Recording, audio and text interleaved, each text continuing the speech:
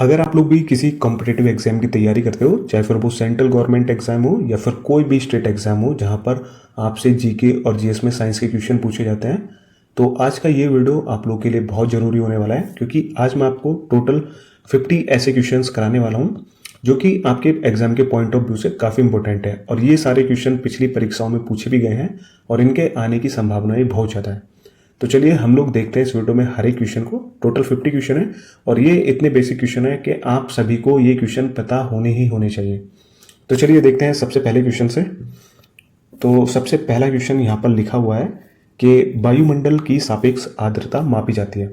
जो वायुमंडल की जो सापेक्ष आर्द्रता होती है वो किस उपकरण के द्वारा मापी जाती है? तो उस उपकरण का नाम होता है हाइग्रोमीटर। तो यहाँ पर ऑप्शन नंबर ए जो है हाइग्रोमीटर, वो इस क्वेश्चन का बिल्कुल राइट आंसर है। चलो आगे देखते हैं हम लोग अगला क्वेश्चन। तो यहाँ पर अगला क्वेश्चन है हमारे पास कि मनुष्य की आंख किस भाग पर वस्तु का प्रतिबिंब बनाती है? तो मनुष्य की जो आंख होती है वो कौन से भाग पर वस्तु का प्रतिबिंब बनाती है? वो बनाती है आपकी रेटिना पर। तो ऑप्शन नंबर सी जो होगा वो आपका बिल्कुल राइट आंसर हो जाएगा। आगे बढ़ते हैं अगले क्वेश्चन की ओर। और यहाँ पर अगला क्वेश्चन है कि लेंस की क्षमता मापी जाती है। किस उपकरण के द्वारा लेंस की क्षमता को मापा जाता है? तो दोस्तों उस उपकरण का नाम होता है डायोप्टर। तो यहाँ पर ऑप्शन नंबर बी जो है डायोप्टर, वो इस क्वेश्चन का बिल्कुल राइट आंसर है। तो लेंस की क्षमता किससे मापी जाती है? वो मापी जाती है डायोप्टर से। चलिए आगे देखते हैं अगला क्वेश्चन हम लोग। तो यहाँ पर 4th नंबर का क्वेश्चन है हमारे पास कि दूरदृष्टि दोष को दूर करने के लिए निम्न में से कौन सा लेंस उपयोग में लाया जाता है? तो दोस्तों दूरदृष्टि को दूर करने के लिए किस लेंस का प्रयोग करते हैं हम लोग? वो करते हैं हम लोग उत्तल लेंस का प्रयोग। तो यहाँ पर ऑप्शन नंबर सी जो है वो इसका बिल्कुल राइट आंसर है। किस लेंस का प्रयोग किया जाता है? उत्तल लेंस का उपयोग, है ना। अब आगे बढ़ते हैं अगले क्वेश्चन की ओर। यहाँ पर 5वें नंबर का क्वेश्चन है और इसमें बोल रहा है कि वह ताप बिंदु जिस पर ठोस और द्रव एवं गैस अवस्थाएं एक साथ रह सकती हैं, उस बिंदु को क्या कहा जाता है? मतलब तीनों अवस्थाएं जो होती हैं, ठोस, द्रव और गैस, ये किस बिंदु पर एक साथ रह सकती हैं? तो दोस्तों ये रह सकती है आपका त्रिक बिंदु। तो यहाँ पर ऑप्शन नंबर सी में जो लिखा हुआ है त्रिक बिंदु, ये इसका राइट आंसर होगा। आगे बढ़ते हैं अगले क्वेश्चन की ओर। यहाँ पर 6ठे नंबर का अगला क्वेश्चन है और इसमें बोल रहा है कि निम्न में से कौन सी सदिश राशि है? तो यहाँ पर चारों चीजें लिखी हुई है, आयतन, चाल, बल और दाब। आपको बताना है इसमें से कौन सी सदिश राशि है। तो इसमें से केवल एक ही है जो कि है बल। तो इस क्वेश्चन का जो राइट आंसर होगा वो होगा आपका बल। बल एक सदिश राशि होती है। आगे बढ़ते हैं अगले क्वेश्चन की ओर। अगला क्वेश्चन है यहाँ पर 7वें नंबर का और इसमें बोल रहा है कि बिजली के बल्ब का तंतु बना होता है। तो ये बहुत बेसिक क्वेश्चन है और सभी को पता भी होगा कि बिजली का जो बल्ब होता है उसका जो तंतु बना होता है वो किसका बना होता है? तो वो बना होता है आपका टंगस्टन का। तो यहाँ पर ऑप्शन नंबर डी जो होगा वो इस क्वेश्चन का राइट आंसर हो जाएगा। आगे बढ़ते हैं अगले क्वेश्चन की ओर। और अगले क्वेश्चन में क्या बोल रहा है देखो, इसमें बोल रहा है कि ऐसा उपकरण जो विद्युत ऊर्जा को यांत्रिक ऊर्जा में परिवर्तित करता है, कौन सा होता है भाई वो उपकरण? वो होता है आपका विद्युत मोटर। तो यहाँ पर ऑप्शन नंबर ए जो है विद्युत मोटर, वो इसका बिल्कुल राइट आंसर हो जाएगा। आगे बढ़ते हैं अगले क्वेश्चन की ओर। और यहाँ पर अगला क्वेश्चन है 9वें नंबर का और इसमें बोल रहा है कि निम्न में से विद्युत का सर्वोच्चतम चालक किसको माना जाता है? सर्वोच्चतम या फिर सबसे अच्छा चालक विद्युत का वो किसको माना जाता है? तो वो माना जाता है आपका चांदी को।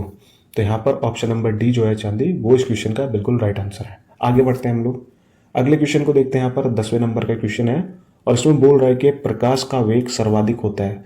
जो प्रकाश होता है उसका जो वेग होता है सर्वाधिक किस में होता है? तो उसका वेग होता है वैक्यूम यानी निर्वात में। तो यहाँ पर ऑप्शन नंबर ए जो है वो इस क्वेश्चन का बिल्कुल राइट आंसर हो जाएगा। किस में होता है प्रकाश का सर्वाधिक वेग? वो होता है आपका निर्वात में।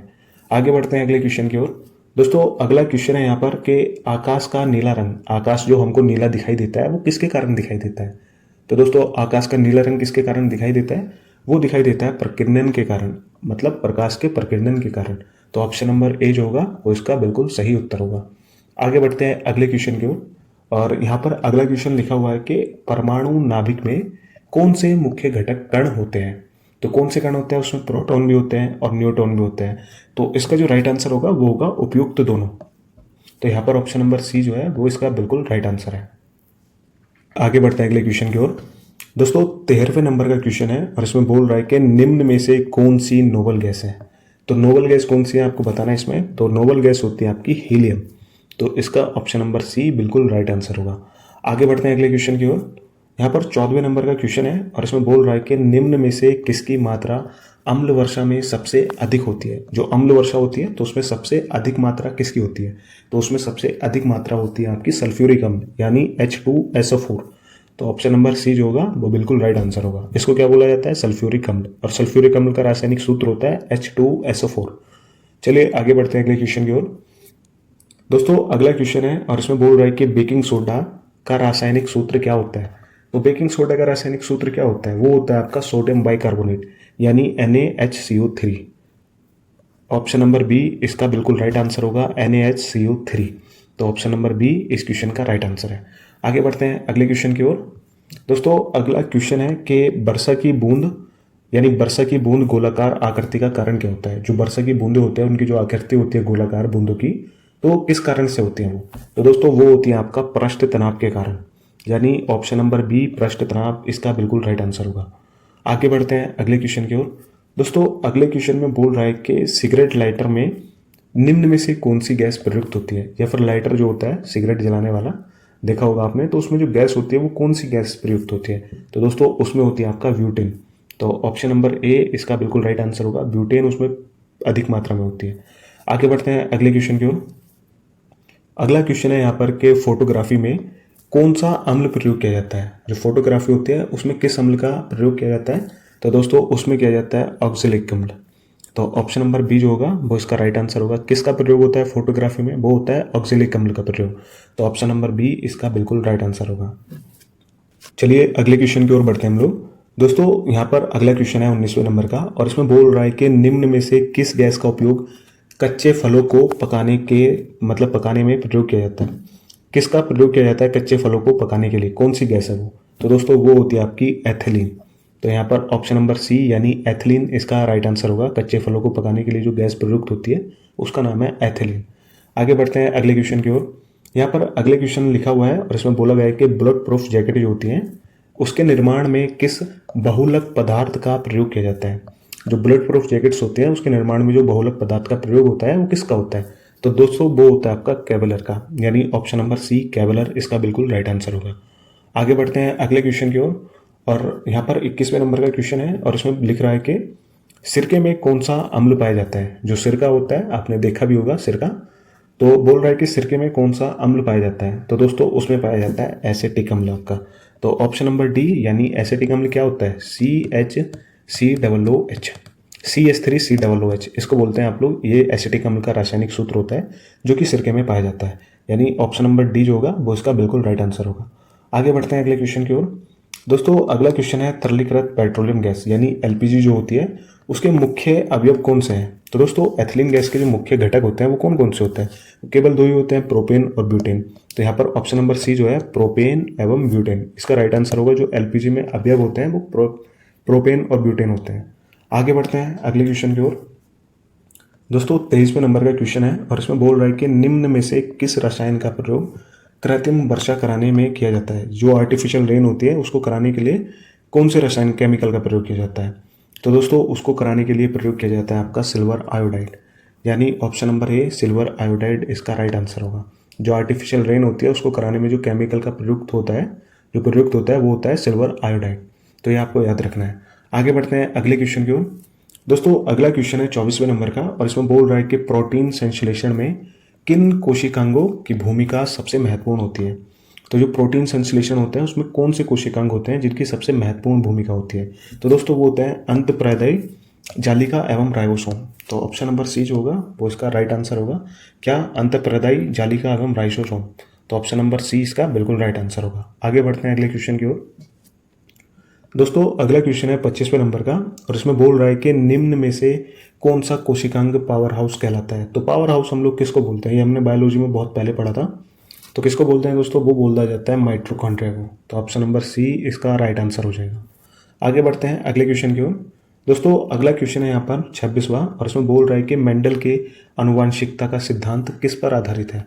तो मेंडल का जो आनुवंशिकता का सिद्धांत है वो किस पर आधारित है? वो आधारित है आपका लैंगिक जनन पर, यानी ऑप्शन नंबर सी इसका बिल्कुल राइट आंसर होगा। किस पर आधारित है आनुवंशिकता का सिद्धांत? वो है लैंगिक जनन पर। आगे बढ़ते हैं अगले क्वेश्चन की ओर। अगला क्वेश्चन में बोला गया है कि निम्न में से किस कोशिकांग को कोशिका की आत्मघाती थैली कहते हैं। कोशिका की आत्मघाती थैली किसको कहा जाता है दोस्तों? तो वो कहा जाता है आपका लाइसोसोम को। तो यानी ऑप्शन नंबर ए लाइसोसोम इसका बिल्कुल राइट आंसर हो जाएगा। आगे बढ़ते हैं अगले क्वेश्चन की ओर। अगले क्वेश्चन 28वें नंबर का क्वेश्चन है और इसमें बोला गया है कि निम्न में से कौन सा लवण मानव हड्डियों में सर्वाधिक मात्रा में पाया जाता है। तो दोस्तों मानव की जो हड्डियां होती है उसमें कौन सा लवण सबसे सर्वाधिक मात्रा में पाया जाता है, तो वो पाया जाता है आपका कैल्शियम फॉस्फेट। तो ऑप्शन नंबर ए जो होगा कैल्शियम फॉस्फेट वो इसका बिल्कुल राइट आंसर हो जाएगा। आगे बढ़ते हैं अगले क्वेश्चन की ओर। दोस्तों 29वें नंबर का क्वेश्चन है और इनमें बताना है कि एंजाइम क्या होता है। तो एंजाइम क्या होता है, तो एंजाइम होता है आपका प्रोटीन। तो ऑप्शन नंबर सी बिल्कुल राइट आंसर हो जाएगा। एंजाइम मूलतः क्या होता है, प्रोटीन होता है। आगे बढ़ते हैं अगले क्वेश्चन की ओर। अगला 30वें नंबर का क्वेश्चन है और इसमें बोल रहा है कि प्लाज्मा कोशिका झिल्ली बनी होती है। तो दोस्तों किस चीज़ की बनी होती है प्लाज्मा कोशिका झिल्ली, तो वो बनी होती है आपकी प्रोटीन एवं लिपिड की। तो ऑप्शन नंबर ए जो होगा वो इसका बिल्कुल राइट आंसर हो जाएगा। किसकी बनी होती है, प्रोटीन एवं लिपिड की। आगे बढ़ते हैं अगले क्वेश्चन की ओर। अगला क्वेश्चन है यहाँ पर 31वें नंबर का और इसमें बोल रहा है कि मानव शरीर की सबसे बड़ी हड्डी कौन सी होती है। तो मानव शरीर जो होता है उसकी सबसे बड़ी हड्डी कौन सी है, तो उसका नाम होता है दोस्तों फीमर। और ये हड्डी कहाँ की होती है, ये हमारी जांघ की हड्डी होती है सबसे बड़ी। तो ऑप्शन नंबर बी जो होगा वो बिल्कुल राइट आंसर होगा। और ये हड्डी कहाँ होती है, जांघ में होती है हमारी। और इसका क्या नाम होता है, इसका नाम होता है फीमर। तो ऑप्शन नंबर बी इसका बिल्कुल राइट आंसर है। आगे बढ़ते हैं अगले क्वेश्चन की ओर। दोस्तों अगला नंबर का क्वेश्चन है 32वां हमारे पास और इसमें बोला गया है कि निम्न में से कौन सा विटामिन जल में घुलनशील होता है। दोस्तों जल में घुलनशील विटामिन कौन सा होता है इसमें, तो दोस्तों वो है आपका विटामिन बी यहाँ पर। तो ऑप्शन नंबर बी जो होगा वो इसका राइट आंसर होगा। विटामिन बी जल में घुलनशील होता है। आगे बढ़ते हैं अगले क्वेश्चन की ओर। दोस्तों अगला क्वेश्चन है आपका और इसमें बोल रहा है कि निम्नलिखित में से विटामिन ए का रासायनिक नाम क्या है। तो जितने सारे विटामिन हैं उनके रासायनिक नाम होते हैं और ये आपसे कभी ना कभी पूछ लेता है एग्जाम में। जैसे यहाँ पर पूछ रहा है कि जो विटामिन ए है उसका रासायनिक नाम क्या होता है, तो दोस्तों उसका रासायनिक नाम होता है रेटिनॉल। यानी ऑप्शन नंबर बी जो होगा वो इसका राइट आंसर होगा। विटामिन ए का रासायनिक नाम रेटिनॉल होता है। आगे बढ़ते हैं अगले क्वेश्चन की ओर। दोस्तों अगला क्वेश्चन है और इसमें बोल रहा है कि निम्न में से किसको सहायक आहार कारक कहा जाता है। तो दोस्तों सहायक आहार कारक किसको कहा जाता है, तो वो कहा जाता है आपका विटामिन को कहा जाता है। तो ऑप्शन नंबर डी जो होगा वो बिल्कुल राइट आंसर होगा। आगे बढ़ते हैं अगले क्वेश्चन की ओर। दोस्तों 35वें नंबर का क्वेश्चन है और इसमें बोल रहा है कि निम्न में से कौन सा विटामिन रक्त का थक्का बनाने में प्रभावी होता है। तो रक्त का थक्का बनाने में कौन सा विटामिन प्रभावी होता है, तो वो होता है आपका विटामिन के। तो ऑप्शन नंबर डी इसका बिल्कुल राइट आंसर हो जाएगा। चलिए दोस्तों आगे बढ़ते हैं अगले क्वेश्चन की ओर। और अगला क्वेश्चन है हमारे पास के निम्न में से कौन सा यौगिक ऊतकों के निर्माण में सहायक है। तो कौन सा यौगिक भाई ऊतकों के निर्माण में सहायक होता है, वो होता है आपका प्रोटीन्स। तो ऑप्शन नंबर ए इस क्वेश्चन का बिल्कुल राइट आंसर होगा। आगे बढ़ते हैं अगले क्वेश्चन की ओर। दोस्तों अगला क्वेश्चन है हमारे पास और इसमें बोला गया है कि निम्न में से कौन सा एंजाइम दूध के पाचन में सहायक होता है। दूध को पचाने में जो एंजाइम सहायक होता है वो कौन सा होता है, तो दोस्तों उसका नाम होता है रेनिन। यानी ऑप्शन नंबर बी रेनिन इसका बिल्कुल राइट आंसर होगा। आगे बढ़ते हैं अगले क्वेश्चन की ओर। और यहाँ पर अगला क्वेश्चन बोला गया है कि निम्न में से किस विटामिन की कमी से स्कर्वी रोग होता है। जो स्कर्वी रोग होता है वो कौन से विटामिन की कमी से होता है, तो दोस्तों आपका स्कर्वी रोग होता है विटामिन सी की कमी से। यानी option number B vitamin C इसका बिल्कुल राइट आंसर हो जाएगा। आगे बढ़ते हैं अगले क्वेश्चन की ओर। और यहाँ पर अगला क्वेश्चन है, इसमें बोला गया है कि रक्त का लाल रंग, जो हमारा खून होता है उसका जो लाल रंग होता है वो किसके कारण होता है, तो दोस्तों वो होता है आपका हीमोग्लोबिन के कारण। यानी ऑप्शन नंबर बी हीमोग्लोबिन इसका बिल्कुल सही उत्तर होगा। आगे बढ़ते हैं अगले क्वेश्चन की ओर। यहाँ पर 40वें नंबर का क्वेश्चन है और इसमें बोला गया है कि शरीर में हीमोग्लोबिन का क्या कार्य होता है। ये जो हीमोग्लोबिन होता है जिसके कारण हमारा जो खून होता है वो लाल होता है, तो शरीर में इसका क्या कार्य होता है, तो दोस्तों इसका कार्य होता है ऑक्सीजन का परिवहन। तो ऑप्शन नंबर ए ऑक्सीजन का परिवहन इसका राइट आंसर हो जाएगा। आगे बढ़ते हैं अगले क्वेश्चन की ओर। और यहाँ पर अगला क्वेश्चन हमारे पास और इसमें बोला गया है कि निम्नलिखित में से किस हार्मोन को लड़ो और उड़ो हार्मोन कहा जाता है। तो किस हार्मोन को कहा जाता है लड़ो और उड़ो, तो वो कहा जाता है आपका एंड्रीलिन। यानी ऑप्शन नंबर बी इसका राइट आंसर हो जाएगा। चलिए आगे बढ़ते हैं अगले क्वेश्चन की ओर। और अगला क्वेश्चन है हमारे पास कि मनुष्य के शरीर में रक्त का पीएच मान क्या है। जो रक्त होता है खून उसका पीएच मान क्या होता है, तो दोस्तों उसका पीएच मान होता है 7.4। यानी ऑप्शन नंबर बी जो होगा वो इसका बिल्कुल राइट आंसर हो जाएगा। आगे बढ़ते हैं अगले क्वेश्चन की ओर।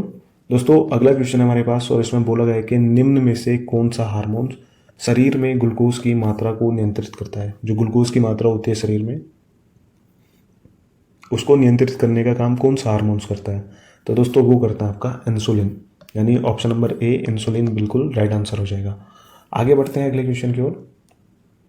दोस्तों अगला क्वेश्चन है हमारे पास और इसमें बोल रहा है कि रक्त के शुद्धिकरण यानी रक्त का जो शुद्धिकरण होता है उस प्रक्रिया को क्या कहा जाता है? रक्त के शुद्धिकरण की जो प्रक्रिया होती है उसको क्या कहते हैं? तो दोस्तों उसको कहा जाता है आपका डायलिसिस, यानी ऑप्शन नंबर सी डायलिसिस इसका बिल्कुल राइट आंसर हो जाएगा। आगे बढ़ते हैं अगले क्वेश्चन की ओर। और अगला क्वेश्चन है हमारे पास कि पौधों में फ्लोएम ऊतक मुख्यतः उत्तरदायी होते हैं। तो किसके प्रति उत्तरदायी होते हैं दोस्तों? तो वो होते हैं आपके आहार वहन के लिए, यानी ऑप्शन नंबर ए इसका बिल्कुल राइट आंसर होता है। किसके प्रति उत्तरदायी होते हैं? वो होते हैं आहार वहन के लिए। आगे बढ़ते हैं अगले क्वेश्चन की ओर। और अगला क्वेश्चन है हमारे पास यहाँ पर कि निम्न में से मस्तिष्क का कौन सा भाग शरीर का ताप नियंत्रित करता है? हमारे जो शरीर में टेम्परेचर होता है उसको नियंत्रित करने का काम मस्तिष्क का कौन सा भाग करता है? तो दोस्तों वो करता है आपका हाइपोथैलेमस, यानी ऑप्शन नंबर बी हाइपोथैलेमस इसका राइट आंसर हो जाएगा। ये हमारी बॉडी के टेम्परेचर को नियंत्रित करता है। आगे बढ़ते हैं अगले क्वेश्चन की ओर।